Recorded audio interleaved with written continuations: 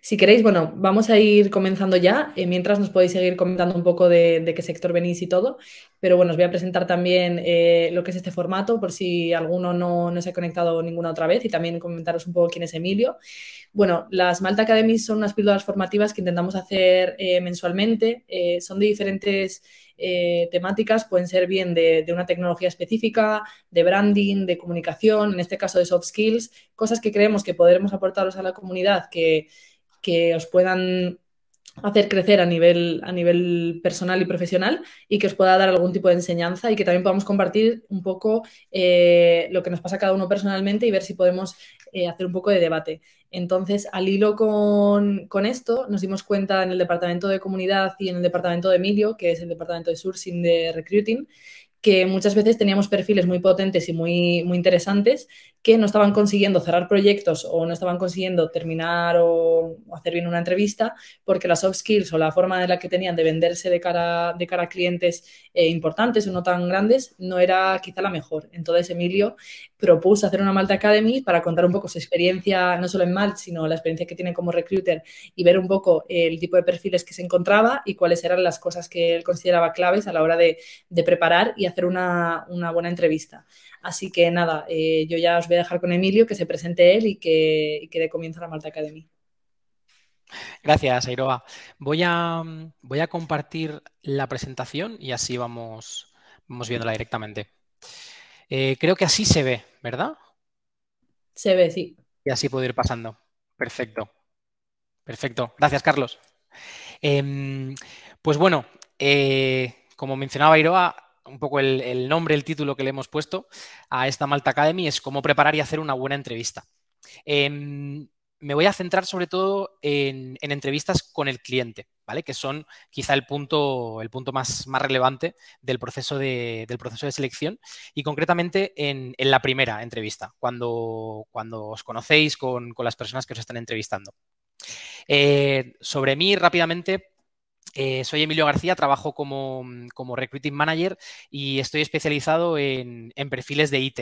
Diseñadores, programadores, gente de data, de cloud, todo este tipo de perfiles son los que yo llevo trabajando desde hace unos 5 años aproximadamente. Entonces, bueno, en mi día a día, básicamente, es estar en contacto con los clientes por un lado y también con los candidatos. Y mi función es un poco hacer el matching entre lo que el cliente busca y lo que el candidato también busca. Y bueno, como decía Iroa, esto surgió un poco de que creemos que la manera en la que muchas veces los perfiles o los freelance se presentan no es la más adecuada. Entonces, bueno, esto lo hemos visto porque en estos años he podido asistir a muchas entrevistas. Una de las prácticas que yo practico con mis clientes es precisamente el poder asistir a esas entrevistas. Y bueno, de esta manera he podido a lo largo de estos años sacar muchas conclusiones y creo que puede ser útil este webinar. Eh, he dividido este webinar en 4 puntos. El primer punto sería un punto de preparación de cara a una entrevista, que creo que es un punto que muchas veces no se tiene muy en cuenta y es muy importante. Luego la fase ya más de entrevista, una vez que ya estáis reunidos con ese cliente. Por último, unos siguientes pasos, un poco el closing de la entrevista, consejos que os puedo dar en ese lado. Y por último, una fase de preguntas. Preguntas que si alguno tiene, creo que hay un espacio en el chat en el que las podéis poner, y luego al final, ya cuando finalice un poco todo lo que os tengo que contar, las podremos revisar. Así que si durante la presentación os van surgiendo cosas, van surgiendo preguntas, id poniéndolas y al final las iremos revisando. El objetivo de la sesión, aportar mi visión sobre todo y poder daros consejos sobre la mejor manera de afrontar y preparar una entrevista en cliente. Yo sinceramente creo, y es algo que he visto durante todos estos años, una buena entrevista nos puede hacer conseguir muy buenos proyectos. Y una muy buena entrevista nos puede hacer conseguir proyectos para los que quizá no somos el candidato ideal. He visto muchos candidatos que eran muy buenos, que encajaban al 99% en lo que el cliente pedía, pero que una mala entrevista les ha hecho no conseguir ese proyecto. Entonces, bueno, intentaré aportar mi visión. Lo he dicho antes, si tenéis preguntas, por favor, hacedlas y las iremos contestando. Entramos en la primera fase, ¿vale? La fase a la que yo he llamado fase de preparación. Esto, uno de los puntos más importantes que siempre tenéis que tener, ya no solo de cara a una entrevista, sino siempre, sobre todo si estáis en búsqueda de proyecto o de empleo, es tener vuestro perfil completo y actualizado. He puesto la palabra perfil porque nosotros en Malt trabajamos con perfiles, entonces muchas veces nos enfrentamos a perfiles que yo cuando hablo con ellos me están contando unas cosas súper interesantes y muy relevantes, pero que no se reflejan en ese perfil. Tenéis que pensar que el perfil es vuestra carta de presentación, es lo que primero van a ver los clientes. Entonces, cuanto más completo esté, siempre es un punto positivo y también lo podéis aplicar en vuestro propio currículum. Y ante esto, un consejo que cada vez veo menos, pero alguna vez veo más, a la hora de hacer el currículum o el perfil, las experiencias más recientes son las que tienen que ir primero, porque son las más relevantes y las más interesantes. Entonces, no es en orden cronológico, sino que al contrario, la más reciente primero. Lo segundo que quiero tratar es tener un entorno tranquilo y un entorno profesional. Esto incluye, que tengáis un buen vídeo, que tengáis un buen audio. No me refiero tanto a que vayáis a una entrevista con traje y corbata, eso creo que ya ha pasado a mejor vida, pero sí es verdad que yo creo que todos o la mayoría de los que estamos aquí seguro que hemos tenido reuniones en remoto, a través de Google Meet, de Zoom. Y bueno, es bastante incómodo hablar con una persona a la que no se le escucha bien, que tiene problemas de conexión, que hay constantes interrupciones durante la entrevista. A mí me ha pasado de todo. He tenido desde pues, que los niños llaman a la puerta, que eso es algo quizá que no podemos controlar tanto, pero bueno, animales llamando a la puerta, se sube el gato y se ve en la cámara. Entonces, bueno, todo ese tipo de cosas, si podemos intentar evitarlas, pues mucho mejor. Y en este punto quiero decir que no tengáis miedo si a la hora que se ha convocado la entrevista no podéis hacerla.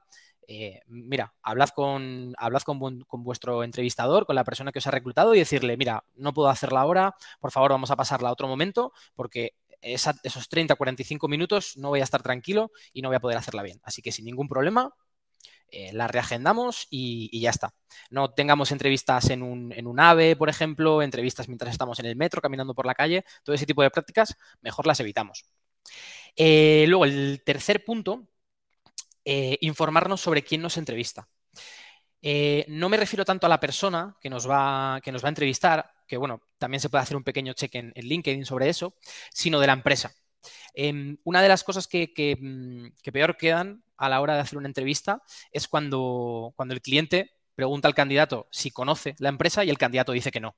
Esto es algo que me ha sucedido bastante y creo que además es algo que no cuesta nada. Oye, 20 minutos antes de la entrevista, busquemos la página web del cliente que nos está entrevistando, revisemos un poco los servicios que ofrece a sus clientes, revisemos un poco los proyectos que tiene. Esto siempre queda muy, muy bien y es algo muy recomendable. Además, hace que el cliente perciba que el candidato tiene realmente un interés y está motivado por el proyecto, que además eso es algo a lo que volveremos luego. Punto 4. Muy importante revisar la job description o la información que tengáis sobre el puesto o el proyecto al que estáis optando, ¿vale? La job description me gusta llamarla como las respuestas del examen. Muchas veces cuando vamos a una entrevista, yo sobre todo porque yo reviso antes de lanzar una oportunidad, reviso la job description y luego voy a una entrevista y lo que se pone en la job description es lo que luego se pregunta. Así que si lo tenéis, consultarlo. Si tenéis alguna duda también, preguntar a vuestro recruiter, porque el 70-80% de la entrevista va a ir en línea con lo que se está pidiendo. Y por último, a modo de preparación, controlemos los nervios. No pasa nada. Es una entrevista. La persona que te está entrevistando también es una persona que también ha pasado por lo que estás pasando tú y, oye, no hay ningún tipo de problema. Esto al final es una conversación y cuanto más naturales seamos, todo va a ir mucho mejor. Una vez que ya hemos pasado esta preparación, hemos revisado el cliente, estamos tranquilos, no tenemos nervios, ya es cuando entramos a la entrevista.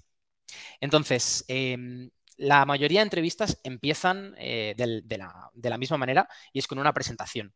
La mayoría de las veces, primero se presentan los entrevistadores y después el candidato. Entonces, respecto a esto, lo primero, pensad que si estáis en ese lugar, que si estáis en esa entrevista, es por algo, es porque al entrevistador le ha gustado vuestro perfil, vuestro currículum y porque cree que realmente encajáis. Pensad que un cliente no va a perder su tiempo en entrevistar a alguien que crea que no va a encajar. Además, pensad que normalmente se han revisado varios perfiles o varios currículums y vosotros habéis sido seleccionados para eso. Entonces, mentalidad positiva, confianza y si estáis ahí es porque podéis ganar ese puesto o podéis ganar ese proyecto. Hay veces que cuando el entrevistador se está presentando, yo veo que el candidato está pues, un poco mirando la pantalla o revisando sus cosas, pero es muy importante que escuchéis al presentador. ¿Por qué? Porque si la persona que os está entrevistando por ejemplo, va a ser vuestro responsable, necesita saber que tenéis esa capacidad de escucha o si esa persona que os está entrevistando tiene el mismo puesto al que vosotros estáis accediendo, quizá vais a poder hablar en unos términos un poquito más concretos. O al contrario, si la persona que os está entrevistando es una persona de recursos humanos que quizá no tiene ese conocimiento, quizá tengáis que adaptar un poquito vuestro speech a lo que esa persona necesite. Entonces, siempre es muy importante escuchar. Lo segundo, después de que los entrevistadores se presenten, la mayoría de las ocasiones se os dice que os introduzcáis previamente. Esto puede ser muy bueno o puede ser muy malo.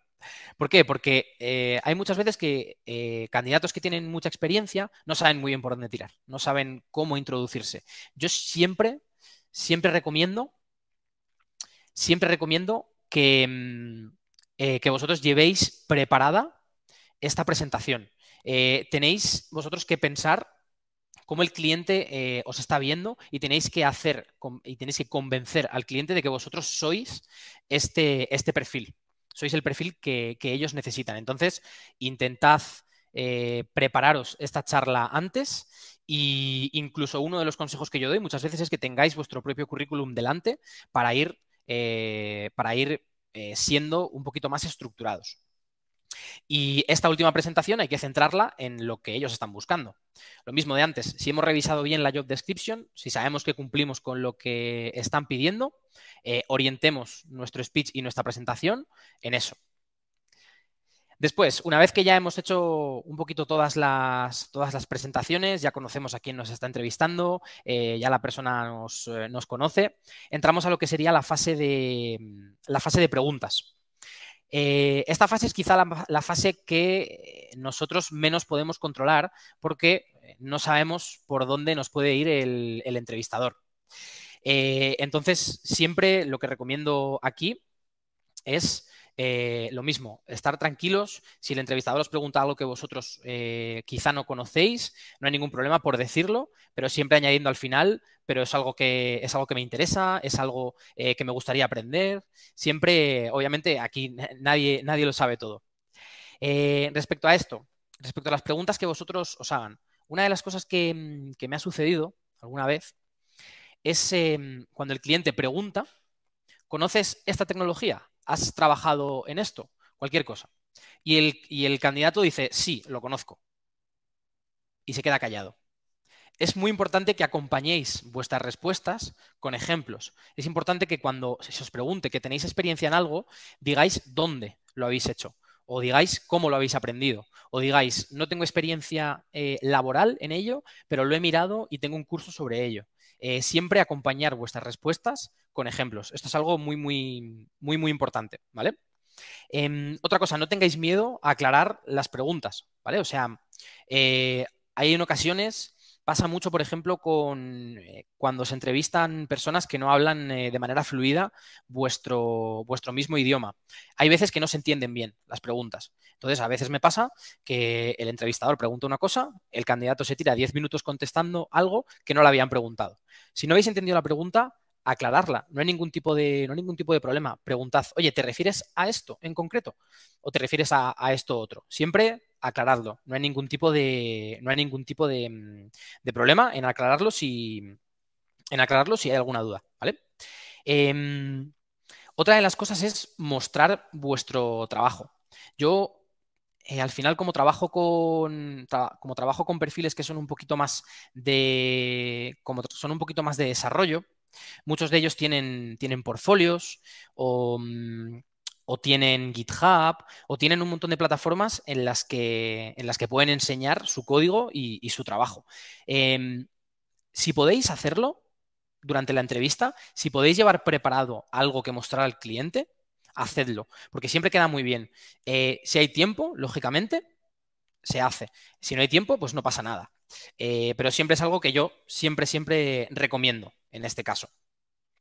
Y otra cosa también importante es el tema de los proyectos similares, equipo, stack tecnológico, todas las similitudes que vosotros podáis encontrar entre lo que el cliente está buscando y lo que vosotros podéis aportar, hacedlo, decidlo. Aunque a lo mejor no esté del todo relacionado, aunque la tecnología no sea del todo lo que os están pidiendo, pero sí que tenga ciertas similitudes. Siempre esto es algo que vosotros tenéis que mostrar. Además, si habéis hecho una buena preparación, si sabéis cuál es la job description y sabéis cuáles son esos puntos que el cliente está buscando, hacedlo y no tengáis miedo de decirlo, de decir, he trabajado en un proyecto similar, he trabajado en un cliente que era vuestra competencia. En esta empresa hice algo muy similar a lo que vosotros estáis buscando. No tengáis ningún tipo de miedo en hacerlo, porque recordad que lo que buscamos aquí es que el cliente piense que vosotros sois el candidato ideal para esto. Y ya entrando en la última fase, la fase en la que yo he llamado el closing, esto siempre suele comenzar una vez que ya las preguntas se han realizado, después de las presentaciones, después de las preguntas, siempre se entra en la fase de closing, que siempre comienza de la misma manera, ¿vale? El cliente os pregunta, ¿tenéis alguna pregunta vosotros? ¿Se ha quedado alguna duda, algo que no hemos tocado en nuestra reunión? Mi recomendación, preguntar siempre, siempre. Es prácticamente imposible que tengamos toda la información de ese proyecto. Además, le va a indicar al cliente que vosotros habéis estado escuchando durante la entrevista y que realmente os interesa el proyecto que os están proponiendo. Entonces, preguntad siempre. Es una de las cosas que queda muy mal también, es eso. Cuando el cliente os dice, ¿hay alguna duda? Y el candidato dice, no. Se genera un silencio incómodo de un par de minutos y nadie pregunta nada más y se cierra la entrevista. Siempre preguntad. Cualquier cosa. Se pueden preguntar cuál es el tamaño del equipo, con qué metodología trabajáis. Una vez que se acabe este primer proyecto, ¿cuál es el siguiente paso? ¿Cuáles son los objetivos de la compañía? ¿Con quién voy a trabajar yo? ¿A quién voy a reportar? Cualquier cosa. Siempre hay que preguntar y si hemos estado escuchando durante la entrevista, va a ser seguro que vais a poder preguntar algo y algo se os va a ocurrir. Estas preguntas, seamos inteligentes. Utilicemos estas preguntas a nuestro favor. Quizá hay algo, por ejemplo, tema de metodologías, es algo que me suele pasar mucho. El cliente no explica en qué metodología trabajan. Pero los candidatos siempre trabajan en un tipo de metodología. O tienen experiencia en una de ellas o le gusta más una de ellas. Preguntad. Utilicemos estas preguntas para resaltar nuestros puntos fuertes. Oye, ¿trabajáis con esta tecnología? Oye, ¿vais a implementar esta metodología? Porque yo tengo experiencia en ella, porque yo soy muy bueno con esta tecnología, porque yo tengo mucha motivación por ello. Así que siempre utilizar esas preguntas a vuestro favor y lo mismo, en la fase de preparación también podéis incluso llegar a preguntar esas cosas. Quizá habéis revisado la job description, habéis visto que hay ciertos puntos que os faltan y que vosotros queréis saber. Así que preparar las preguntas también es algo que se puede hacer durante la preparación, ¿vale? Y por último, los siguientes pasos. Si estáis trabajando con un recruiter, los siguientes pasos los marcará ese recruiter en base a lo que le diga el cliente, pero siempre queda muy bien, en mi opinión, que vosotros mismos preguntéis los siguientes pasos. Preguntas como, ¿cuándo vas a darme feedback de esto? ¿Voy a hacer alguna entrevista más? ¿Cuánto tiempo tengo que esperar hasta saber algo? Volvemos a lo mismo. Esto quiere decir que tenéis motivación y que estáis interesados por este puesto. Así que nunca dejéis una entrevista con un adiós, con un gracias, sino que preguntad cuáles son los siguientes pasos y cuándo me vais a volver a contactar. Y bueno, creo que he intentado cubrir un poco las fases de la entrevista. Y nada, cualquier tipo de pregunta que tengáis, por favor, hacedla. Y si queréis contar alguna anécdota, yo encantado de escucharla e intentar comentaros cómo habría reaccionado yo a ella. Así que nada, gracias a todos. Gracias, Emi.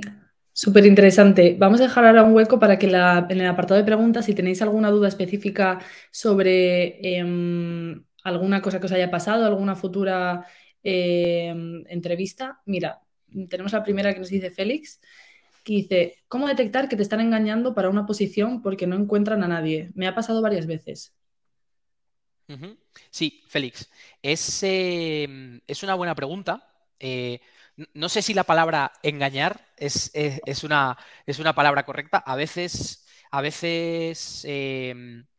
cuando se está buscando un perfil, quizá la persona que lo está buscando, a mí me ha pasado, no entiende del todo lo que se está buscando y se puede llegar a contactar a candidatos que no son del todo adecuados para esto. De todas maneras, ¿cómo detectar que te están engañando? Utilizando las preguntas, sobre todo.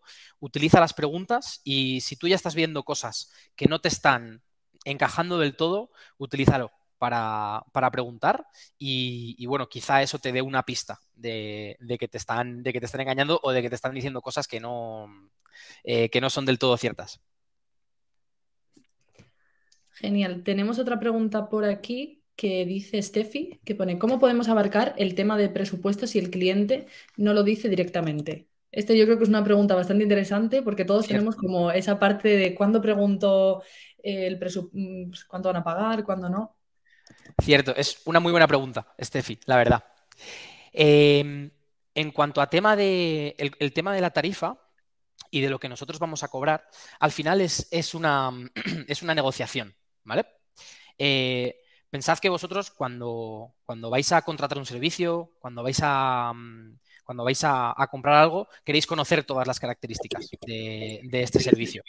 Entonces, en mi opinión, el momento de hablar de este tipo de temas y de costes es una vez que el cliente o la persona que os esté entrevistando os conozca.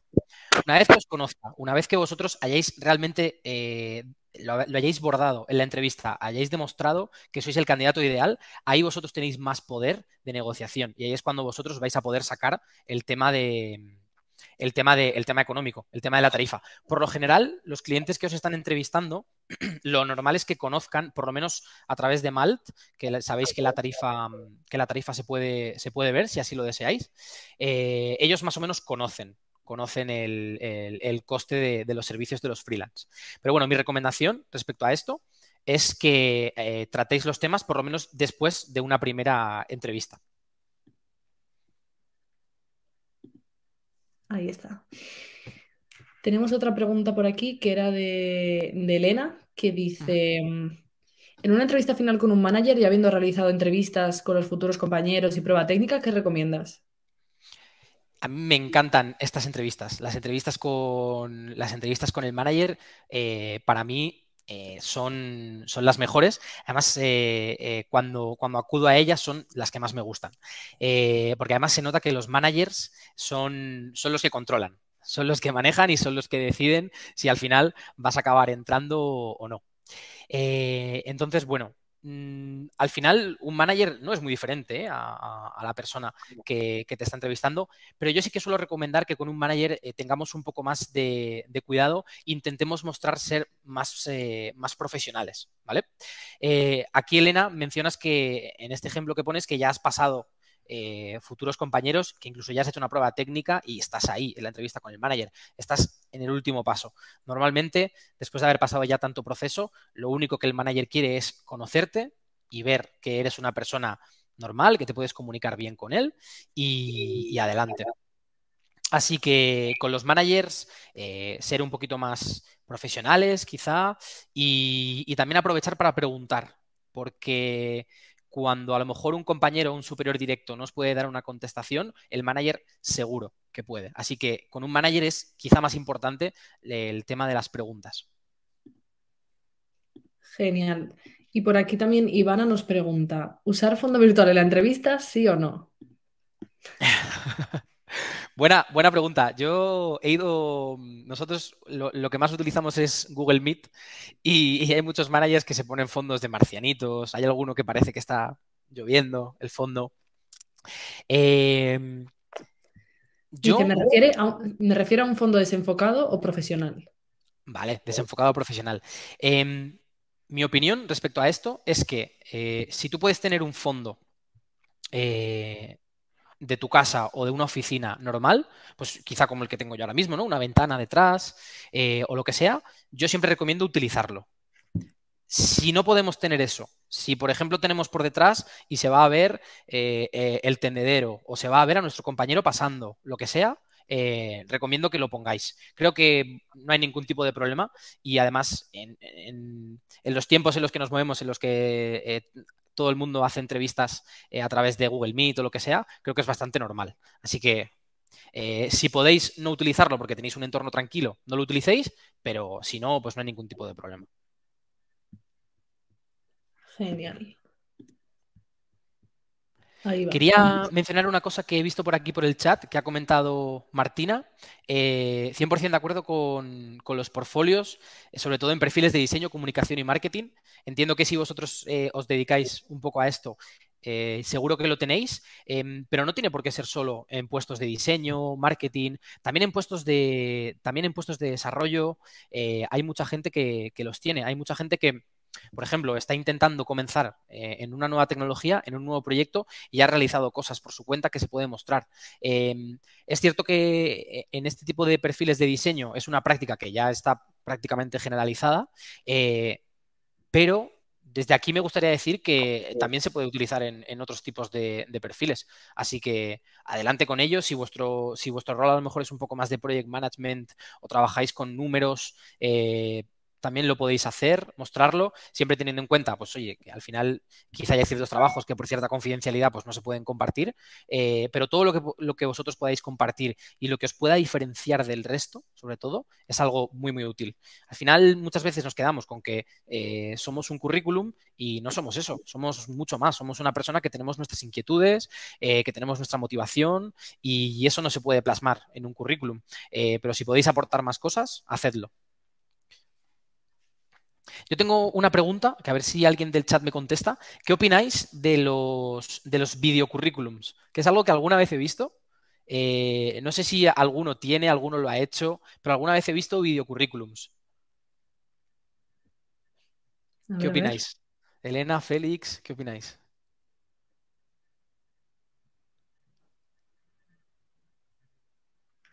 Mucha gente escribiendo. Sí, sí. Tengo mucha curiosidad con esto, ¿eh? A ver quién es el primero. Me Hice parecen uno, creativos. hice uno, pero para coordinadora de viajes. ¿Te refieres, Elena, a qué era para ese puesto en concreto? Sí. No lo suelen pedir, Ivana. Esto es algo que a mí a veces me han mandado. Steffi opina que le parecen poco prácticos, por ejemplo. A mí me lo Y pidieron bueno, una vez para una entrevista, no era en España, era en Reino Unido en este caso. Pedían que la primera fase fuera un vídeo presentación. mira, Elena dice que para trabajos tipo de analista de datos no lo veo. Claro. Pues yo lo he llegado a ver, Elena, en muchas cosas. Es cierto que cuando a lo mejor tenemos un trabajo en el que pues, tengamos que mostrarnos un poquito más al público es relevante, pero también lo he visto para perfiles de programación. Además eran perfiles que tenían unas animaciones súper chulas y bueno, que en mi caso creo que se diferenciaban y sobre todo porque puedes conocer a la persona, volviendo un poco a Ujú. lo que he dicho antes, porque no solo somos un currículum y somos una persona también. Así que yo, por mi lado, creo que son muy, muy buenos. Mira, Gerald dice que empieza a ser un requerimiento para puestos de management. Fíjate, no lo sabía, Ujú. Gerald. Tema de los CVs, que menciona Félix. Tema de los CVs también es un tema para casi quedaría para otro webinar, Félix. Ya que estoy aquí hablando, si queréis, os puedo dar mi opinión. Eh, yo creo que los CVs no deben de ser muy largos. No deben de ser muy largos, sobre todo porque la persona que los está revisando va a tener más sobre la mesa. Entonces, yo creo que un currículum de 2 páginas es un currículum bueno. Luego, conozco otras personas que tienen 2 currículums, que tienen un currículum, son personas que tienen muchísima experiencia, que a lo mejor tienen 15, 20 años de experiencia, que han empezado de una manera, que han pasado a otro puesto, que ahora se dedican a project management. Para currículums muy extensos, yo he visto que hay gente que tiene 2. Uno que es un currículum resumen, y otro que ya es un currículum en otro documento distinto en el que se describen detalladamente todos los proyectos que se hace. Quizá, Félix, esto a lo mejor a ti te puede ayudar. Tener un par de currículums, uno que sea un poquito más resumen, más visual y otro muchísimo más detallado. Quizá eso puede ser algo. Ujú. Eso es, cuando lo acortas no saben diferenciar tus skills. En este caso, yo te recomendaría que reflejases un poco las más relevantes, sobre todo sobre todo las enfocases hacia donde quieres conseguir proyectos. Y sí, siempre va a haber pegas. Siempre, aquí estos son opiniones. Alguien te va a decir que es muy largo, otro que es muy Ujú. corto, otro que tiene muchos colores. Bueno, aquí lo único que te puedo Vale. decir es que es la norma que ahora se lleva, es que las experiencias más recientes sean las primeras que se vean. Eso es toda la norma o todo el consejo que yo puedo dar en este caso. Ujú. Es importante, yo siempre lo tengo abierto como para adaptarlo a, depende de la entrevista que esté haciendo, como bien decía antes Emilio, de bichear un poco la empresa, ver qué tipo de comunicación hacen y demás, siempre tenerlo como uno para editar y poder adaptarlo un poco a lo que te están pidiendo. Sé que puede dar pereza y más si siendo freelance haces como diferentes proyectos todo el rato, pero creo que está guay tenerlo abierto para poder ir cambiando y adaptando dependiendo de la empresa a la que se lo mandes. Hmm.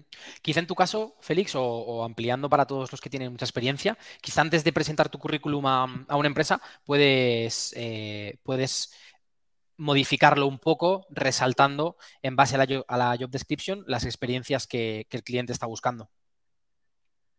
Ujú. Pero sí, lo que dices, siempre va a haber pegas, nunca, nunca va a ser el currículum perfecto. Mira, Ernesto por Ernesto. aquí menciona otra cosa también interesante. Lógicamente, perfil de Malt, lo que he mencionado al principio, es algo muy relevante y es algo con lo que nosotros trabajamos. De hecho, yo siempre que puedo con mis clientes, en el 80-90% de ocasiones, no pido currículums. Trabajo con el perfil de Malt. Nosotros lo que nos interesa es que ese perfil esté completo y al freelance también, para que os puedan llegar a contactar más clientes. De vez en cuando hablo con muchos perfiles y me dicen, joder, Emilio, es que no me está contactando nadie y yo soy un perfil, oye, que soy un perfil por el que en LinkedIn me contactan y aquí en Malt no me salen las cosas. Luego voy a revisar el perfil de Malt y no está completo, no está detallado. Así que siempre en Malt tened vuestro perfil al completo y por Pues, supuesto también cuidar el LinkedIn, que por ahí también se consiguen muchas ofertas y también se consiguen muchas entrevistas de trabajo. pensad que en Malt sois la parte pasiva, es decir, no sois vosotros quien va a buscar o aplicar, sino que los clientes van a vosotros. Entonces, cuanto más completo y claro tengáis el perfil, más posibilidades vais a tener de que alguien os mande una propuesta o un cliente quiera conoceros, o en este caso el equipo de Emilio se interese en vuestro perfil para llamaros y poneros en contacto con algún cliente. Súper importante. Cierto. Experiencia, idiomas, recomendaciones, Por supuesto, el todo. tema de los idiomas es algo que siempre, que siempre hay que poner. El tema de los idiomas a día de hoy, en el mundo en el que vivimos, que podemos hablar un día con una persona que está en la India, otro día en Polonia, en Alemania, siempre los idiomas hay que ponerlos. Aunque tengáis a lo mejor un nivel básico de un idioma, también ponedlo, no hay ningún tipo de problema. Ujú. Mira, por aquí Félix dice, si dices que estás localizado en el sitio, tienes más posibilidades. Intuyo que si dices que el puesto es en Madrid y tú dices que estás en Madrid. Ujú. Sí, es una buena pregunta, Félix. Me gustaría decirte que no, pero la realidad es que en la mayoría de las ocasiones sí. ¿Por qué? Porque muchas veces los equipos de trabajo con los que tú vas a trabajar están localizados en algún sitio. Suelen estar localizados en grandes, bueno, hay de todo últimamente, pero suelen estar la mayoría localizados. Entonces, si bien aunque tú trabajes 100% remoto, si coincides en ciudad con el equipo de trabajo y puedes ir una vez al mes, siempre es algo muy positivo.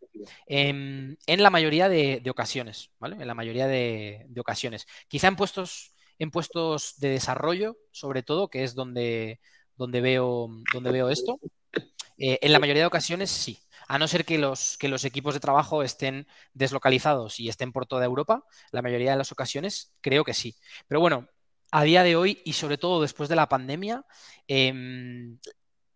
muchos de los trabajos, cada vez más trabajos, son en remoto. Por lo menos los que a mí me tocan un poquito más de cerca, que son los de IT y freelance en Malt, la gran mayoría son en remoto. Creo que es algo que se tiene que se está impulsando cada vez más y que creo que después de la pandemia ha llegado para quedarse. Ahí va.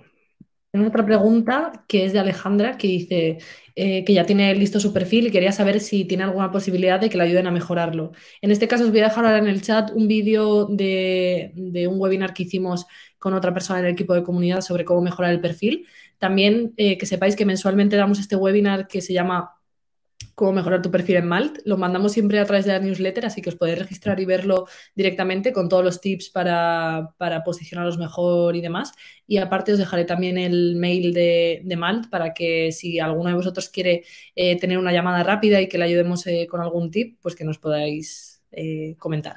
Así que ahora os lo dejo todo por el chat. Genial. No sé si hay... Siempre hablad con las chicas de comunidad que son muy majas, la verdad. Y además van a ser las que mejor os van a poder ayudar en temas de mejorar el perfil, aumentar vuestra visibilidad en la plataforma y todo esto. Sí. Gracias a ti, Elena, y a ti, Félix. Genial, genial.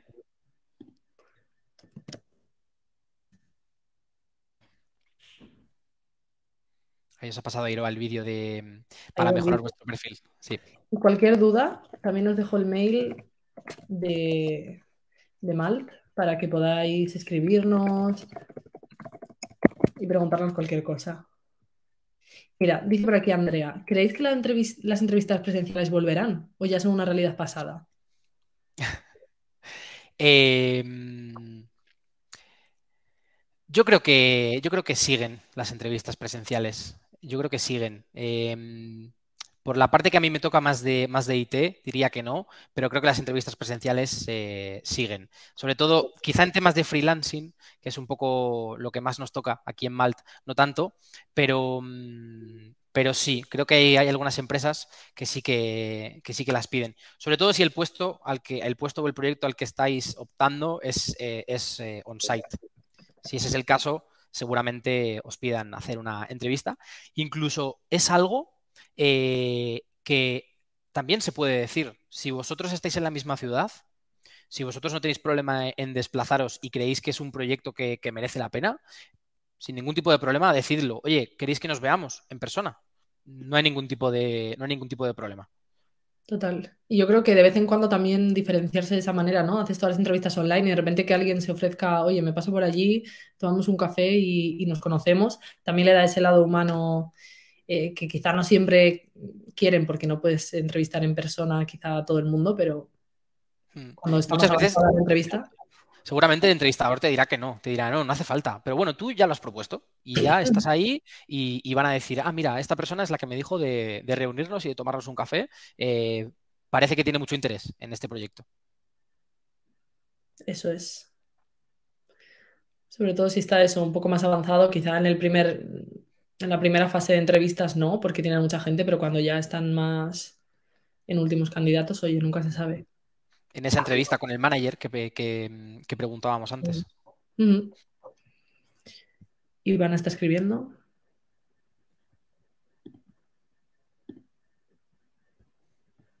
¿Qué dirá?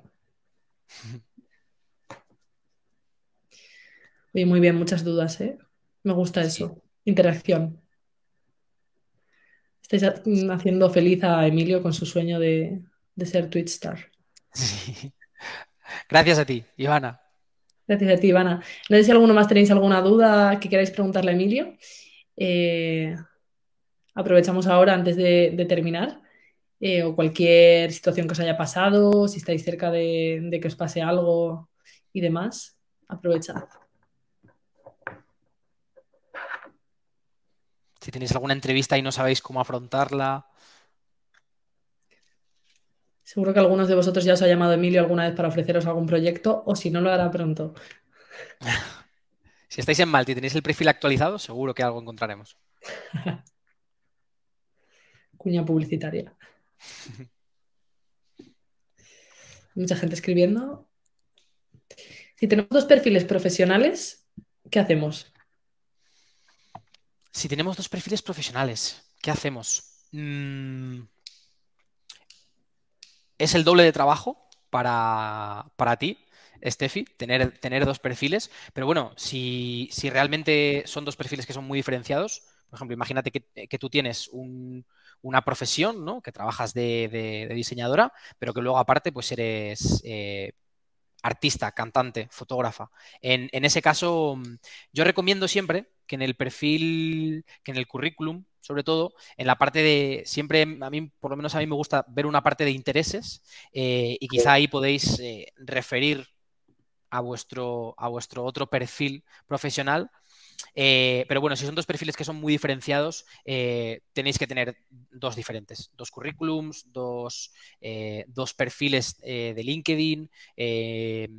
Así En que Malt, sí, en Malt se suelen hacer dos perfiles. Hay gente que es diseñadora y a la vez es desarrollador o lo que sea, y tienen una parte o que alguien es traductor porque es nativo de algo y quiere hacer proyectos de traducción, pero a la vez su oficio es ser diseñador gráfico o lo que sea.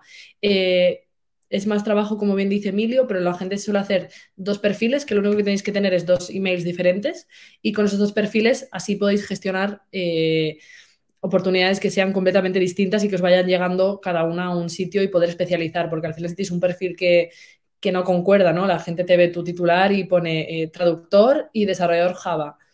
Como que se queda un poco... Entonces lo mejor es sí. tener dos perfiles e ir gestionando en ambas partes, con diferentes emails y listo. Mm. A veces bajas a ver la experiencia, ¿no? Y ves a la persona y dices, pero ¿este es programador o es fotógrafo Claro, o qué es esto? Lo mejor es centrar vuestros perfiles en lo que vosotros hagáis en ese momento. Y si tenéis dos capacidades o dos tipos de puestos que sean muy diferentes a los que podéis optar, dos perfiles sin duda. eso es. Total. Pues nada, no sé si queda alguna pregunta más. Aquí te dan las gracias, Emilio. Son Gracias a geniales, todo vosotros. muy claro.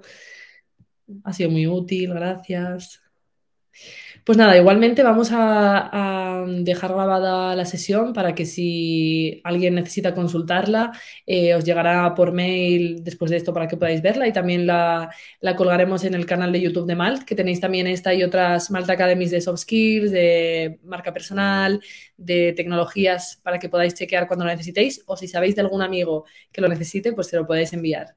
Así que nada, muchísimas gracias Emilio por el rato y cualquier duda nos podéis escribir a hola@malt.es y ya derivarán a la persona que sea vuestra duda o si necesitáis algún tipo de ayuda.